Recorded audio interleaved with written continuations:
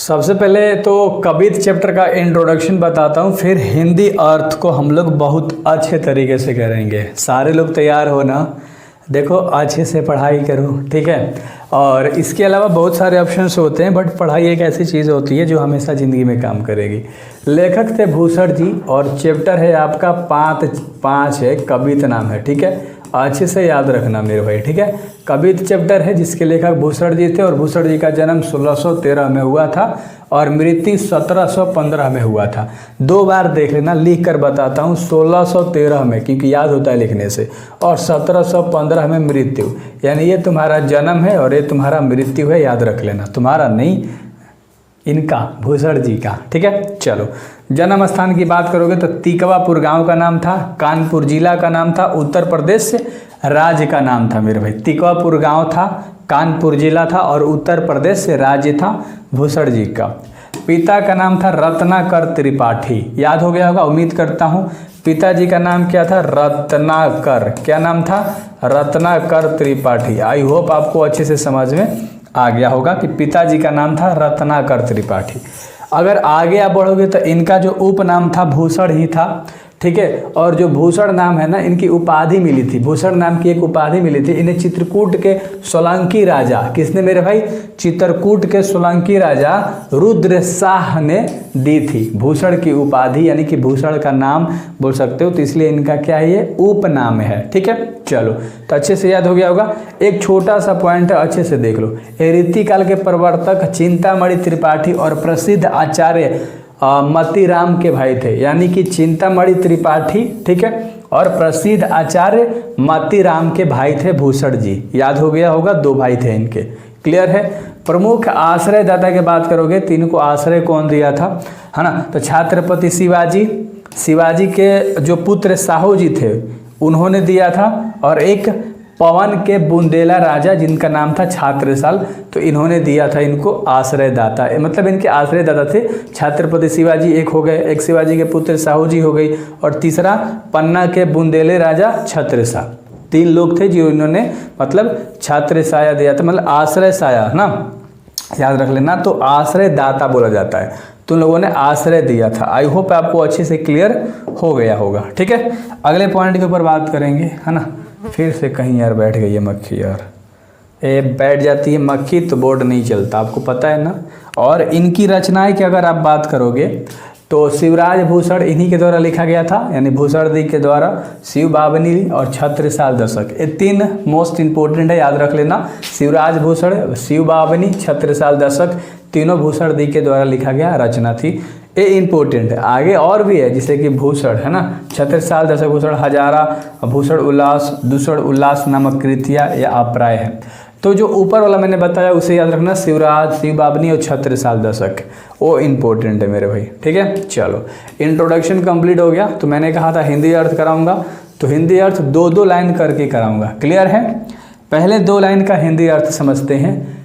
Indra Jimmy जंभ पर वाडव जैव अम्भ पर, रावण संदभ पर रघुकुल राज्य है। यानी इसका मतलब क्या हुआ? सबसे पहले अर्थ में आप कैसे लिखोगे, ध्यान से सुनना।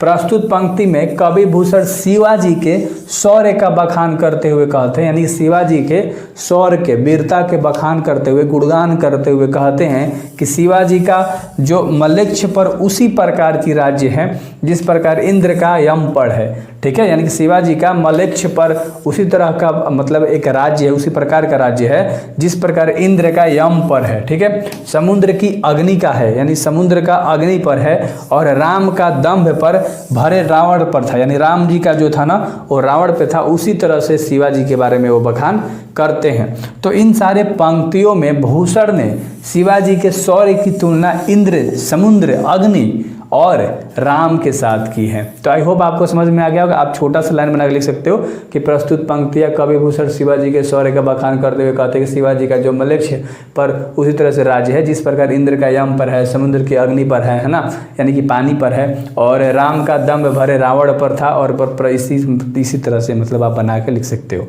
आई होप आपको समझ में आ गया होगा कि किसका राज्य किस पर था, और उस तरह से बखान करते हुए शिवाजी का, है ना, मलेच्छ पर राज्य था, तो उस तरह से बखान किया गया है। अगले 2 लाइन का मतलब आप समझोगे, ध्यान से सुनना। कराए कि पौन बारी बाह पर शंभु रत्नी नाह पर जय सहर्ष बाहु पर राम दिव्यराज है। क्या है? दिव्यराज है। इसका मतलब क्या हुआ? दो लाइन तो आप लिखोगे कि प्रस्तुत पंक्तियों में कवि भूषण शिवाजी के शौर्य का बखान करते हुए कहते हैं कि शिवाजी का मल्लेक्ष पर उसी प्रकार का राज्य है ना। ये तो दो लाइन आप लिखोगे ही, ऊपर ही मैंने आपको बताया, ठीक है। जिस प्रकार हवाओं का, ये दूसरा लाइन में बात किया गया है कि जिस प्रकार हवाओं का बादल पर भगवान शिव का रति के पति पर यानी कामदेव पर और परशुराम का है ना सहस बाहु पर, इन पंक्तियों में भूषण ने शिवाजी के शौर्य का तुलना हवाओं, शिव और परशुराम के साथ किया है। तो उम्मीद करता हूं कि अच्छे से समझ में आ गया होगा कि दूसरा पंक्ति में क्या कहता है, शिव परशुराम है ना और हवा, इनकी तुलना करते हुए शिवाजी की बखान की गई है। और अगला जो लाइन है कह रहा है दावा दुम्भ दंड पर चीता मृग झुंड पर भूषण वितुंड पर जैसे मृग राज है। यानी कि यहाँ तक तो आप लिखोगे कि उसी प्रकार राज्य है ना शिवाजी का। जिस प्रकार जंगल की आग वृक्ष की डालों पर, चिंता का मृग झुंड पर और हाथी पर सिंह का राज्य है, इन पंक्तियों में भूषण ने शिवाजी के शौर्य की तुलना जंगल की, है ना। ध्यान से सुन लोगे, एक बार में लास्ट में समझ में आ जाएगा, एक बार पढ़ लो, है ना। यानी कि इसमें जंगल की, ठीक है, आग, चीता और सिंह के साथ की है। किसके साथ? आग, चीता और सिंह के साथ की है। तो इसमें आग का, चीता का और सिंह का तुलना करते हुए शिवाजी का बखान किया गया है, ठीक ना। अगले लाइन के ऊपर हम बात करेंगे, दो लाइन है मेरे भाई, ध्यान से सुनना। आई होप कि आपको समझ में आ रहा है, ठीक ना। तेज ताम अंश पर कान्ह जिम्ही कंस पर यो मलेच्छ वंश पर शेर शिवराज है। यानी कि प्रस्तुत पंक्तियों में कवि भूषण शिवाजी के शौर्य का बखान करते हुए कहते हैं कि शिवाजी का मलेच्छ पर उसी प्रकार का राज्य है जिस प्रकार उजाले का अंधेरे पर, कृष्ण का कंस पर। इन पंक्तियों में भूषण ने शिवाजी के शौर्य की तुलना उजाले और कृष्ण के साथ की है। यानी कि चौथा पंक्ति में उन्होंने कृष्ण की, है ना, और उजाले की तुलना की है।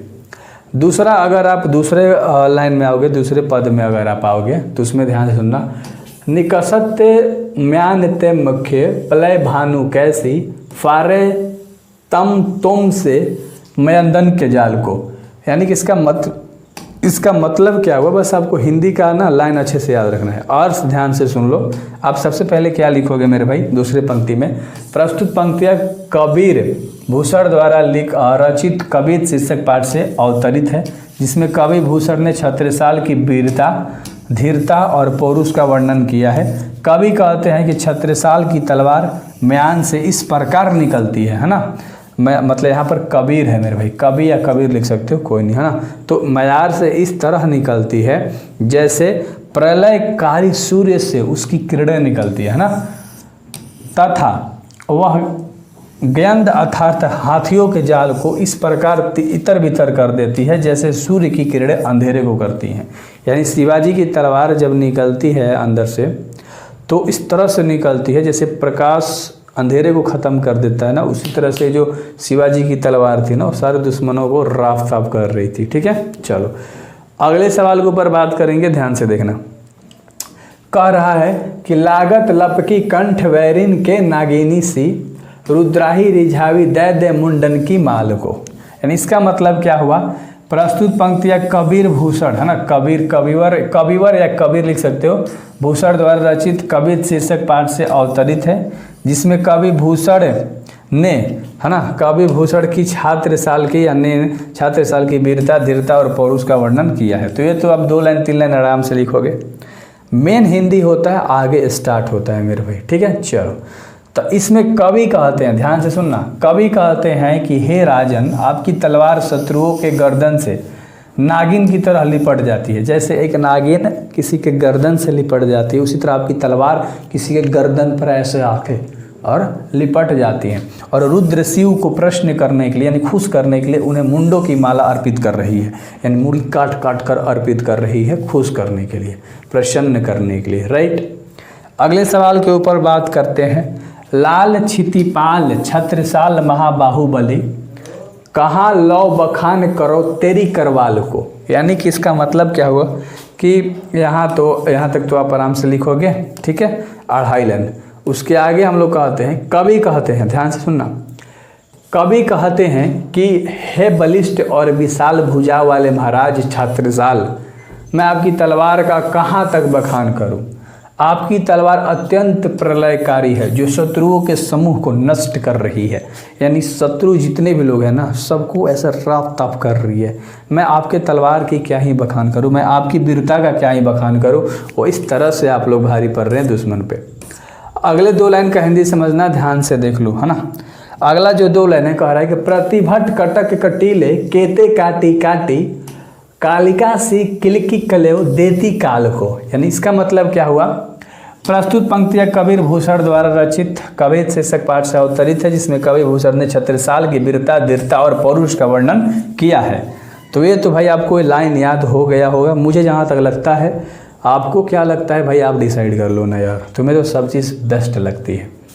कवि कहते हैं कि हे राजन, आपकी तलवार अत्यंत प्रलयकारी है जो शत्रुओं के दल का संहार करती है और ऐसे प्रतीत होती है जैसे काली को प्रश्न करने के लिए प्रसाद देती है। ऐसा आपकी तलवार हो रही है प्रसिद्ध, जैसे काली माँ को प्रसाद अर्पित करना उस तरह से चल रही है। तो उम्मीद करता हूँ आपको सारे हिंदी अच्छे से समझ में आ गए होंगे कि किस लाइन में क्या चीज़ की बातें करी गई है। डांस थोड़ा इंटरटेनिंग तरीके से होगा और बहुत मज़ा आएगा। कवि भूषण कहते हैं कि इंद्र जिस तरह यम पर भारी पड़ते हैं, यानी भारी पड़ते हैं, सॉरी मेरे भाई, इंद्र जिस तरह से यम पर भारी पड़ते हैं, समुद्र की आग जल पर भारी पड़ती है, उसी तरह रावण जैसे, रावण दम्भी था मेरे भाई एक, है ना, जैसे दम्भी पर भारी पड़ते हैं, राम जी भारी पड़ते हैं यहाँ पर, उसी तरह रावण जैसे दम्भी पर भारी पड़ते हैं। तो यहाँ पर राम भारी पड़ते हैं, पर राम होना चाहिए था। चलो कोई नहीं, आप लोग समझ गए कि राम भारी पड़ते हैं। उसी तरह शिव कामदेव पर और पवन बादलों पर भारी पड़ता है, और परशुराम सहबाहु और भारी मतलब समबाहु पर भारी पड़ते हैं, यानी बहुत भुजा वाले पर भी भारी पड़ जाते हैं। जिस तरह जंगल की आग वृक्षों पर भारी पड़ता है, चिंता मृग के झुंड पर भारी पड़ता है, हाथी पर जैसे मृगराज सिंह भारी पड़ता है, ठीक उसी तरह शिवाजी, यानी इसमें शिवाजी का बखान कर रहा है इन सारे लोगों से तुलना करके कि राम जी रावण पर भारी पड़ गए, कृष्ण जी कंस पे भारी पड़ गए, प्रकाश अंधेरे पे भारी पड़ गया था। तो आप इस तरह से बना के लिख सकते हो, अच्छे से एक बार पढ़ लेना, ठीक है। तो उसी तरह शिवाजी जो है मेरे भाई, आगे देखो, उसी तरह शिवाजी, ध्यान से देखना, है ना, उसी तरह शिवाजी, ओ भाई, उसी तरह शिवाजी द्वागिन के समान विशाल है ना, क्या मेरे भाई, द्वागिन की तरह, है ना, बहुत विशाल है, हाथी के समान बलशाली है। यहाँ पर नागिन होना चाहिए था, है ना, द्वागिन, छोड़ो ये छोड़ो, ये साफा ख़त्म कर दो, है ना, चलो बातें ख़त्म करो। हाथी के समान बलशाली तथा चीते की तरह सामान्य सौर वाले हैं, इतना लिखो। सूर्य के प्रकाश जिस तरह अंधकार पर भारी पड़ता है, उसी प्रकार शिवाजी मल्लेक्ष के वंश पर भारी पड़ते हैं। अब सोचो कि मैंने छोटा कितना कर दिया सारांश, बस तुलना कर देना है किसी किसी को किसी से और बता के सारांश आपको बताना है। तो आई होप आपको ये वीडियो समझ में आ गया होगा बेहतर तरीके से। देखो, समझना एक अलग बात है, लिखना एक अलग बात है, और दोनों को मिलाकर पढ़ाई करके मचा देना एक अलग सी बात है। पहला सवाल है तुम्हारा, चैप्टर पता है ना, कबीर भूषण जी की तरह लिखा गया है, 5वां चैप्टर है। क्लियर है भाई? अब स्टार्ट करें, तैयार हो? चलो ध्यान से सुनना। शिवाजी, पहले मार्कर चूज कर लो भाई, चलो भाई चूज कर लिया। शिवाजी की तुलना भूषण ने किन किन से की है, यानी शिवाजी के जो शौर्य की गाथा है ना, किन किन को लेकर किया गया है, तुलना किया गया है। शिवाजी की तुलना भूषण ने इंद्र, समुद्र, अग्नि, भगवान राम, वायु, शिवाजी, परशुराम, दवग्र, चीता, बाघ, तेज तथा कृष्ण से की है। यानी शिवाजी जितने बलशाली थे कि इन सारे लोग से तुलना करके लेखक यानी जो भूषण जी हैं उन्होंने बताया है शिवाजी के बारे में। तो उम्मीद करता हूं कि अच्छे से आपको समझ में आ गया होगा। बेसिक सी बातें हैं यार, और बेसिक सी बातें हम लोग बेसिक तरीके से, बेसिक ढंग से कर लेते हैं। अगला सवाल है, शिवाजी की तुलना भूषण ने मृगराज से क्यों की है? तो ध्यान से देखना, यानी मृगराज से क्यों कर दी है। तो शिवाजी की तुलना भूषण ने मृगराज से इसलिए की है क्योंकि पशुओं के राजा शेर का पूरे जंगल में राज्य होता है, तथा सभी पक्षी एक दहाड़ से कांपने लगते हैं और बहुत ही बलशाली होता है। ऐसे ही शिवाजी भी शेर की भांति बलशाली और पराक्रमी थे। ठीक है, आई होप आपको समझ में आ गया होगा। शेर का राज्य पूरे जंगल पे होता है, खौफ होता है भाई, उसी तरह से शिवाजी भी थे, है ना।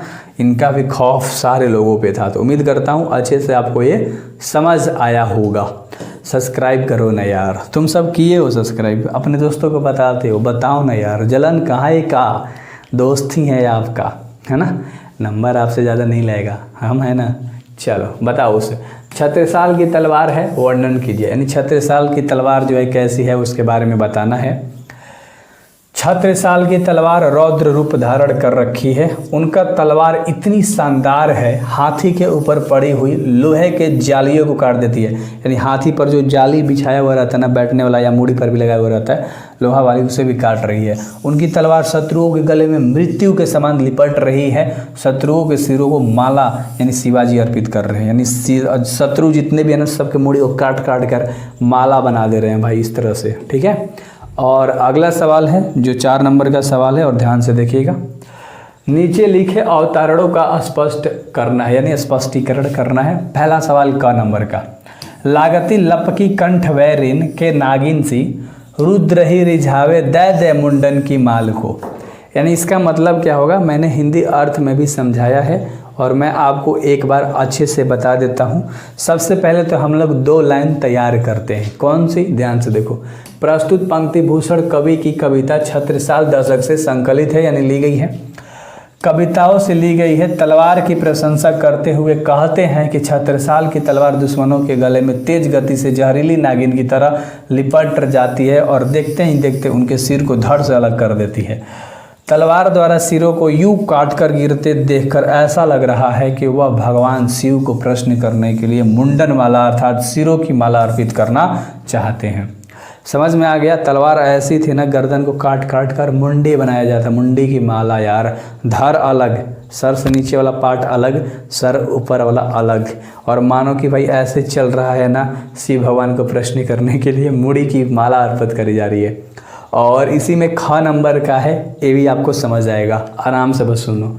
प्रतिभट कटक कटीले केते काटी काटी, कालिका सी किलकी कलेव देती काल को। यानी कि इसका मतलब क्या होगा।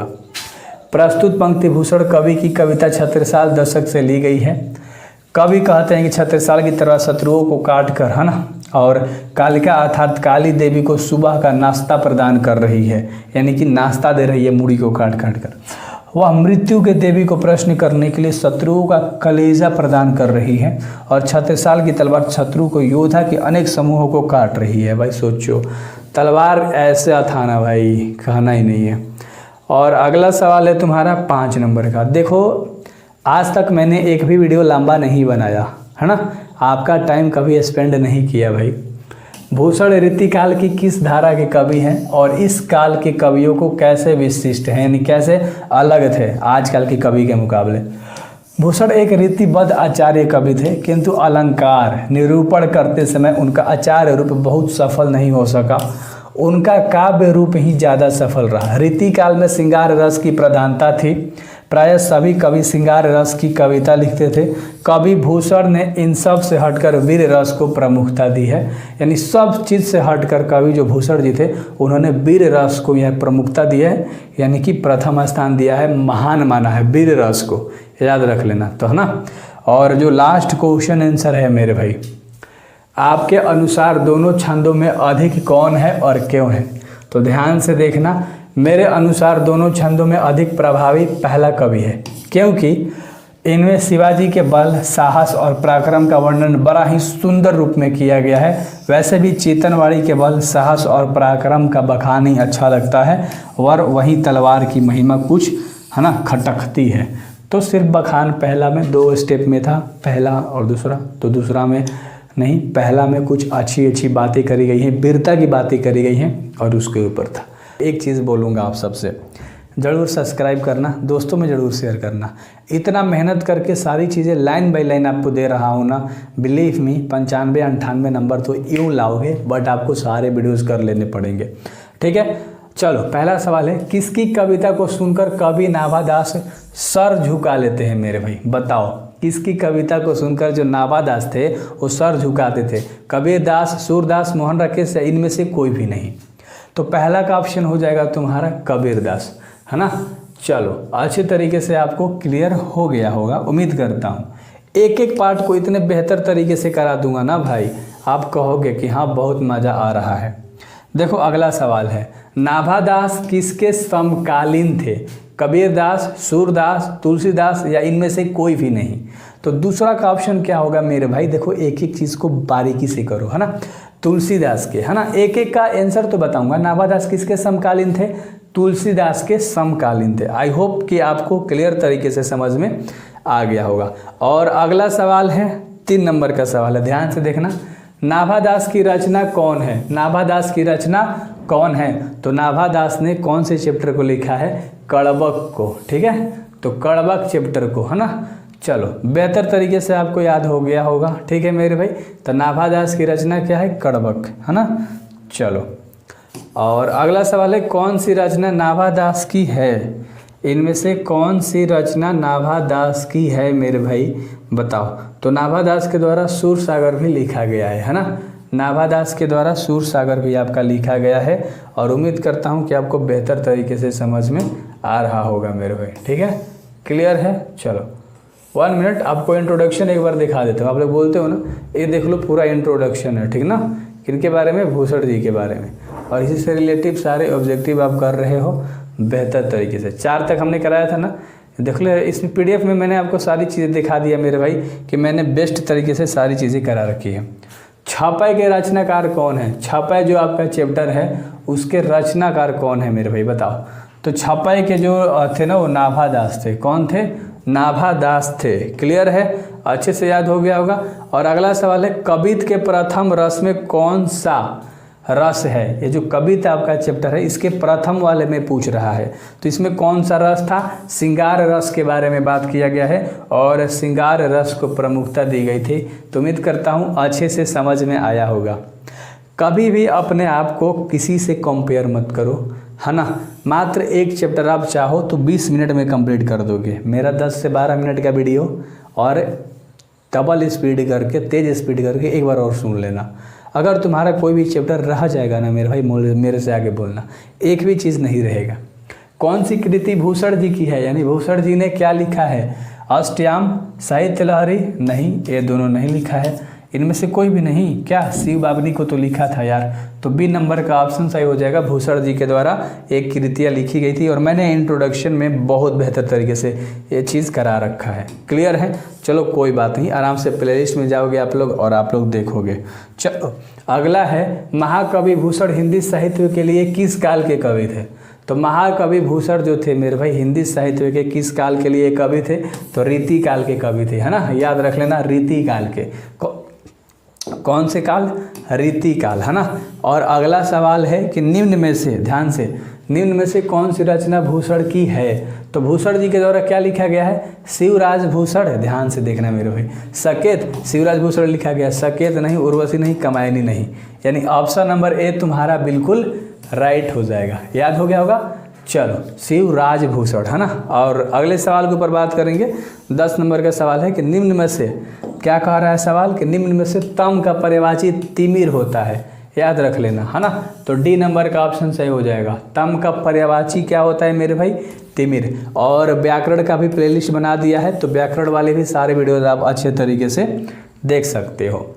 छत्रसाल की तलवार काली माँ को क्या प्रदान कर रही थी? तो छत्रसाल की तलवार जो थी वो काली माँ को क्या प्रदान कर रही थी? बताओ, फटाक से आंसर बताओ इसका। चलो, भोजन प्रदान कर रही थी, है ना। छत्रसाल की तलवार काली माँ को भोजन प्रदान कर रही थी। मैंने अच्छे से हिंदी भी समझाया है इस चैप्टर का। अगला है, भूषण ने किस रस की प्रमुखता दी है? भूषण ने किस रस की प्रमुखता दी है?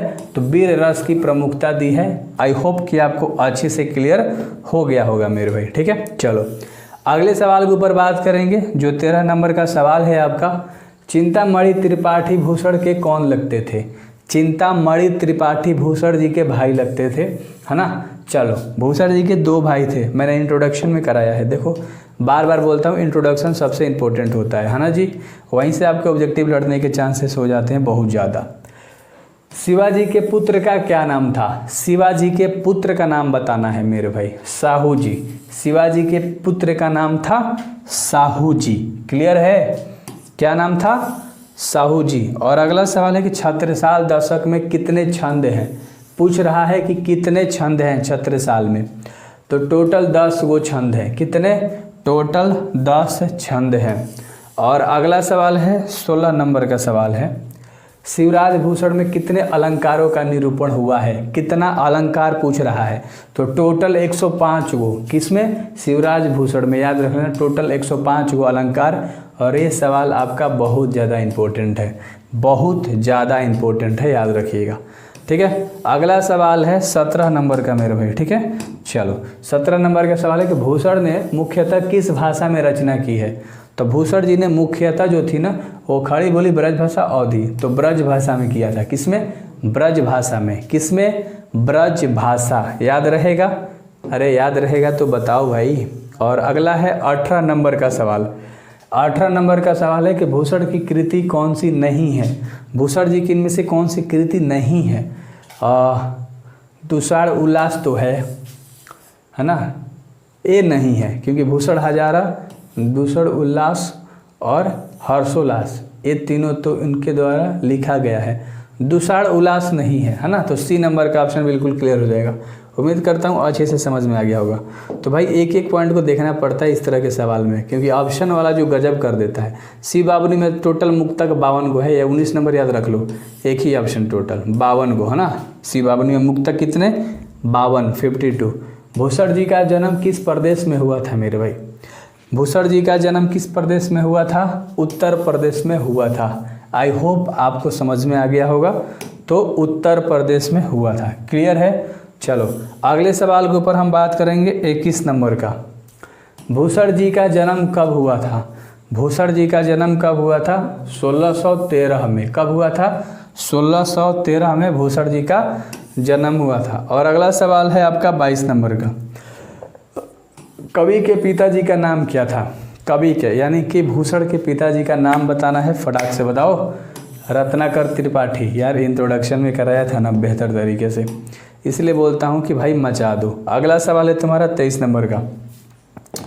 ठीक है, चलो। कविता पाठ में हाथी पर राज्य करता था, है ना? कविता चैप्टर में, सॉरी, तो कविता चैप्टर में हाथी पर कौन राज्य करता था भाई बताओ। एक और लास्ट क्वेश्चन 24 नंबर का है, तो सिंह राज करता था हाथी पर, है ना। और एक और सवाल है जो कि 24 नंबर का सवाल है, कह रहा है कि छत्रसाल की तलवार शत्रु के गले में किस तरह लिपट जाती है। छत्रसाल की जो तलवार है शत्रु के गले में नागिन की तरह लिपट जाती है, नागिन की तरह लिपट जाती है। और सारे VVI क्वेश्चन हमने आपको बेहतर तरीके से कराया इस चैप्टर से। इसके बाद एक भी क्वेश्चन नहीं आता। ऐप डिस्क्रिप्शन में होगा, अपना MK जरूर डाउनलोड करना, और ऐप डाउनलोड करने के बाद उसमें बहुत सारी चीज़ें हैं, आप देख सकते हो। BOD रिकॉर्डेड बैच मैंने बना रखा है वैसे, अगर आपको लेना हो तो वहाँ से आप बहुत नंबर फोड़ सकते हो, और सारे PDF डाल दिया गया है। So thank you very much. मिलते हैं अगले चैप्टर में अगले वीडियो के साथ।